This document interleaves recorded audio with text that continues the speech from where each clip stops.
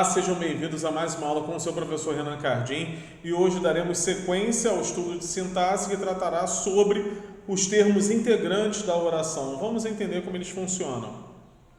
Os termos integrantes servem para completar o sentido de certos verbos e nomes a fim de transformar a oração em uma estrutura plena. São eles: objeto direto, indireto, direto e indireto, complemento nominal e agente da passiva. Em primeiro lugar, esse estudo me levará à seguinte percepção: ora, se eu tenho que completar o sentido do verbo, eu preciso de verbos que exijam complemento. Portanto, será o estudo dos verbos transitivos, tá? Tudo que for verbo transitivo é verbo que precisa de complemento. Se eu tenho a resposta para esse verbo, eu terei o objeto. Quando eu trato, por exemplo, de um verbo transitivo que tem a classificação de ser transitivo direto, ele terá naturalmente a sua resposta, que será um objeto direto. Se ele for indireto, terá um objeto indireto. Se ele for direto e indireto, terá um objeto direto e indireto. Na tela seguinte, nós falaremos um pouco mais sobre isso.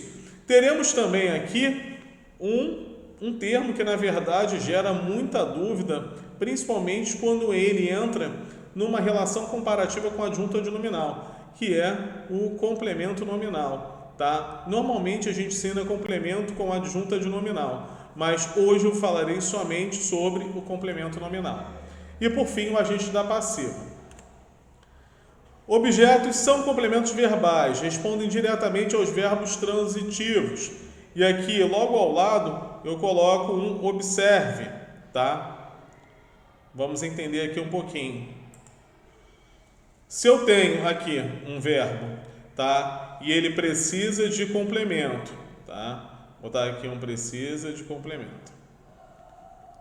Esse complemento aqui vai ser igual ao objeto, pela regra, tá? Então, que verbos seriam esses? Exemplo: fazer. Vamos pensar aqui. Quem faz, faz algo.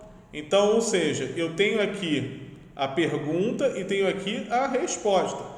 Observe, quem faz, faz alguma coisa. Fiz o quê? Um bolo. Ou seja, respondi ao que foi feito. Portanto, esse termo aqui, bolo, servirá ao fazer como um complemento verbal. Então, aqui, nos transitivos, tem o transitivo direto, que vai me gerar um objeto direto. Transitivo indireto, que vai gerar um objeto indireto. Tem o transitivo direto e indireto, que gerará dois complementos, um objeto direto e outro indireto. Se aqui a gente já está entendendo como funcionam os objetos, vamos entender simplesmente que quando houver a condição de ser direto, eu estou falando que esse complemento verbal, ele virá sem preposição. Para quem não sabe, as preposições são, tá? A, ante, após, até, com, contra, de, desde, em, entre, para, perperante, por, sem, sobre, sob, trás. Esse conjunto de preposições, que eu não peço que vocês decorem todos, mas que vocês se orientem por eles, eles farão parte da noção de termo regente e termo regido, que entrará no estudo ainda de regência verbal, que também não é o ponto inicial da nossa conversa. Aqui a gente está tratando de complemento verbal. Mas eu estou tratando esse paralelo simplesmente para poder referir a preposição, que ela vai estar ligada diretamente a uma condição imposta pelo verbo, tratando assim como termo regente e termo regido. Portanto, quando eu tenho aqui um objeto direto, que é o complemento verbal, ele virá sem preposição. Quando eu tiver um objeto, tá? Vou botar aqui, ó, perdão, vou botar aqui, ó, indireto, ele também será um complemento verbal, só que virá com preposição, com essas preposições que eu falei, tá? E quando eu tiver um objeto que seja direto e indireto, ele também terá dois complementos verbais, um sem preposição, mais um com preposição. Show? Então, aqui a gente tem uma noção de como vai funcionar esses objetos. Cardinho, você pode dar um exemplo de um objeto indireto? Lógico. Eu tenho aqui o verbo gostar. Quem gosta, gosta de alguma coisa, de algo. A preposição de já está aqui. Esse algo aqui responde o que a pessoa gosta. Gosto de bolo. Se isso aqui responde, esse termo aqui inteiro terá a função de objeto indireto. E, Cardinho, o que seria o direto e indireto? Já ficando sem espaço aqui. Vamos lá, ó. Objeto direto e indireto vai me gerar dois complementos verbais, certo? Vamos pegar aqui o exemplo do verbo entregar. Quem entrega, entrega algo, né, a alguém. Show? Então, entreguei algo a alguém, tenho dois complementos, tenho objeto direto e indireto. Tá ok? Nesse caso, vamos falar sobre o objeto direto preposicionado. É bem interessante também essa condição de objeto direto. Lembrando, o objeto direto, ele vai responder diretamente ao verbo transitivo direto. Nesse caso, lembre-se, não é o verbo que exige preposição. Ela aparece para dar ênfase e clareza, ou seja, o termo regente continuará sem demandar a preposição. Ela aparece em uma condição específica que será imposta àquela sentença. Aqui, ó, antigamente respeitava-se aos mais velhos, né? Aqui, na verdade, quem respeita, respeita algo ou alguém, né? Então, aqui seria respeito aos mais velhos, no caso.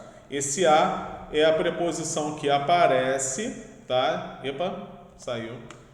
É a preposição que aparece sem ser demandada diretamente, tá? Cardinho, tô achando difícil. É só você entender o seguinte, tá? Tudo que for objeto direto, tá? Ele não precisará de preposição. Vou dar aqui, sem pré. Mas, em algumas condições, ela pode vir preposicionada, como é o caso desta preposição aqui. E aqui abaixo, ó, tinha um avô a quem idolatrava. Quem idolatra, idolatra algo ou alguém, né? Então, esse a aqui vai ser a preposição que não existe, tá? Ou seja, ele vem dentro de uma condição, dentro dessa frase, tá? A fim de dar ênfase, às vezes a fim de tirar alguma questão que possa ser ambígua, tá? Então, ele só aparece dentro desse recorte. Vamos falar agora sobre o complemento nominal, não esquecendo que é um tema que é difícil, tá? Portanto, se for necessário, volte tantas vezes quanto necessário a essa aula para que vocês possam entender. Então, vamos com calma. É um termo que estabelece relação sintática com o nome completando seu sentido. Normalmente é um termo de valor semântico passivo, que vem preposicionado. E no complemento nominal a gente pode ter algumas preposições. As mais clássicas que aparecem são as preposições a e de, tá? Quando houver a preposição a, o termo já tem um indício de ser somente complemento nominal. Se houver a preposição de, pode ser tanto adjunto quanto complemento nominal, tá? Temos certeza da vitória, tá? Tenho certeza que tem a preposição de mais a vitória, ou seja, a vitória é o termo preposicionado que está ligado ao nome, tá? E ela recebe a certeza de alguém, né? Nessa relação de passividade, na verdade, a vitória tem, na verdade, essa estima, né? Alguém vai estimar a vitória de alguém, ou seja, aquela pessoa vai receber essa estima, portanto, ela já tem aqui uma relação de passividade, tá? Contra fatos não há argumentos, tá? Então aqui a gente também tem uma relação preposicionada, tá? Que está aqui na preposição contra e o nome que está aqui fatos, né? O júri votou favoravelmente ao réu. Aqui a gente tem um advérbio, tá? Favoravelmente. Encontrei a preposição a, já sei que esse termo aqui inteiro vai ter a função de complemento nominal, tá? Então aqui eu trabalho com essa preposição, posso me deparar com outras preposições, tá? Mas as clássicas que mais aparecem são de e o a. Lembrando, nessa relação aqui da preposição a, quando eu tropeçar por alguma eventualidade na frase, já sei que será complemento nominal, não pode ser adjunto. Mais à frente, quando nós estudarmos adjunto adnominal, eu falo um pouquinho mais sobre essa comparação, tá? E aqui embaixo, quando a gente tem o contra, quando a gente tem o de, basta que a gente entenda que na ordem dos nomes, sempre aquele que for complemento nominal exercerá certa passividade. E por fim, a gente tem aqui o agente da passiva. Lembrando, se eu estou estudando agente da passiva, eu obrigatoriamente estou estudando uma frase que está na voz passiva, tá? Se essa frase está na voz passiva, eu posso ter aqui o agente da passiva. Show? Então vamos entender um pouquinho mais como é esse agente da passiva. Aqui dentro dos exemplos citados.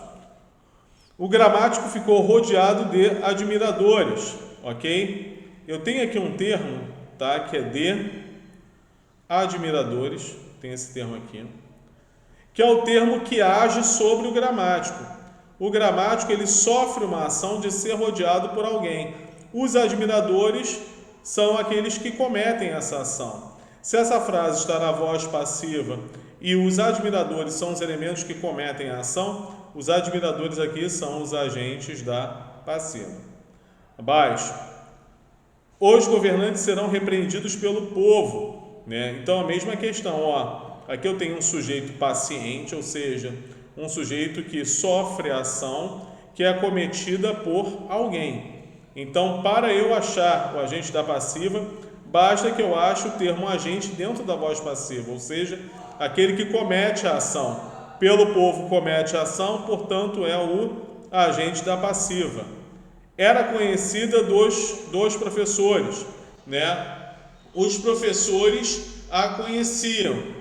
Portanto, eles cometem a ação dentro da voz passiva, logo, o agente da passiva.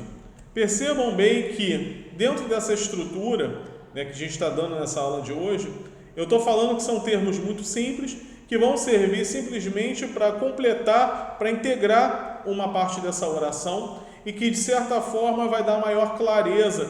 Eu vou criar uma forma mais específica de me referir a determinados termos e, por isso, é de suma importância que eu estude termos integrantes.